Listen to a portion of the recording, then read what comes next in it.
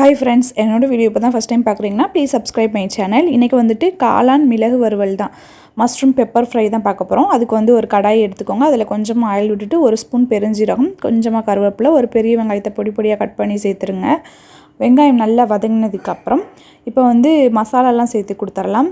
1/4 teaspoon மஞ்சள் தூள், 1/2 teaspoon மிளகாய் தூள், 1 டீஸ்பூன் வந்து மல்லித்தூள் சேர்த்துக்கோங்க. அது பச்சை வாசம்லாம் போனதுக்கப்புறம் இஞ்சி பூண்டு பேஸ்ட்டு சேர்த்து அதையும் நல்லா வதக்கி கொடுத்துருங்க. அதுக்கப்புறம் ஒரு 1/4 டம்ளர் அளவுக்கு மட்டும் தண்ணி சேர்த்துக்கோங்க.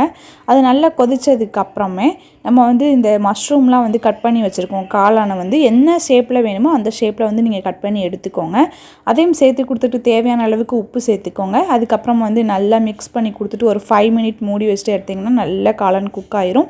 மேலே பெப்பர் தூவிட்டு கொஞ்சமாக மல்லி இலை தூவிட்டு ஒரு கிளறிட்டு இறக்கிடுங்க. அப்படியே வந்து கறி டேஸ்ட்டில் இருக்கும். நீங்களும் ட்ரை பண்ணி பார்த்துட்டு வீடியோ பிடிச்சிருந்தா லைக் அண்ட் ஷேர் பண்ணி சப்ஸ்கிரைப் பண்ணுங்கள்.